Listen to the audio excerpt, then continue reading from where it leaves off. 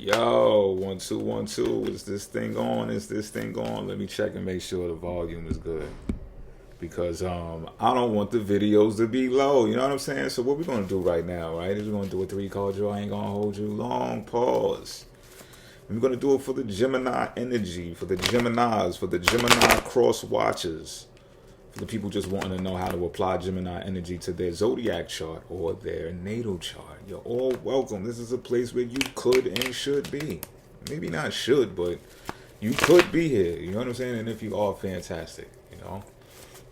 If you want to get in contact with me, you can go to the description box. There will be a link to my website where you can book an appointment with me based upon astrology or tarot. You make it your choice. You know what I mean?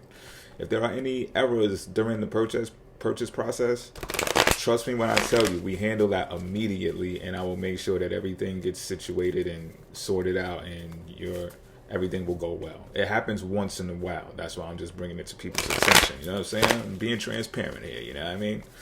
And with that being said, let's get these cards read. Bars.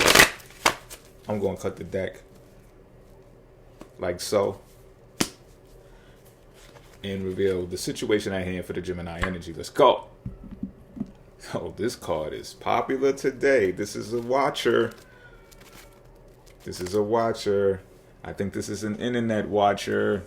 Page of Swords in reverse, by the way, if you didn't know. Man.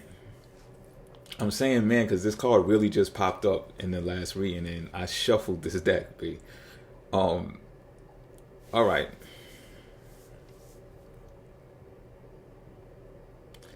This is someone who I feel like when they're watching you, it feels like the same energy from the Taurus reading. It's like when they're watching you, they're like, that's mine.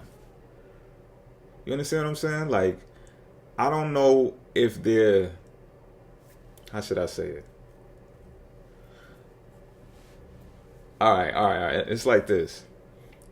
This person confesses or conveys to you, behaves in a manner that suggests that they like what you do.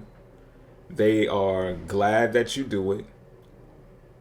They see you doing your thing. You got an audience or whatever the case may be, right? Yet they still are like, that's mine. You get what I'm saying? So it's kind of like a crush thing. But it's also like, I sense suspicion here, but I feel like maybe you should be suspicious of them instead of them being suspicious of you. And I say that because I think what you do, like I said, this is an internet watcher. So this is someone who's on the internet who does something on a continuous basis to where they can be seen. All right.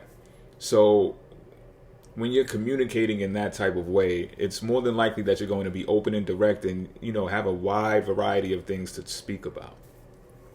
So it kind of makes you like an open book. At least your persona is, your personality is, your TV personality is. And this person might be suspicious of that. Like, why are they so open like that? They might even be a bit jealous. I'm keeping it a bean. And I don't have proof, but there's a possibility that this person is a bit jealous, but they won't show that. If they are, they won't show that. That's not happening. But I tell you one thing, they own some, that's mine right there. And they don't give a fuck how anybody else feel about it. You know what I'm saying? Like, it's one of those. But let's draw a card to see what you feel about the situation, because I want to know if you even know about it. I think in the Taurus reading, the Taurus energy knows about it, even if it's low key. All right. We have the Knight of Pentacles in reverse.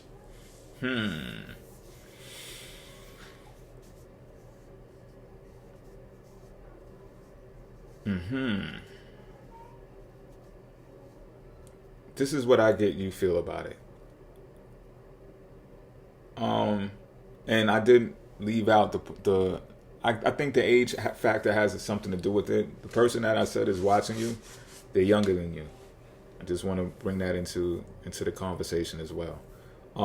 This is what I think. This is okay. I got it now. And I bring this to y'all attention because I just had a dream last night about being on a horse, and I had a baddie over here on a horse and another baddie that was on a horse up ahead, and we just trotting through the whole motherfucking.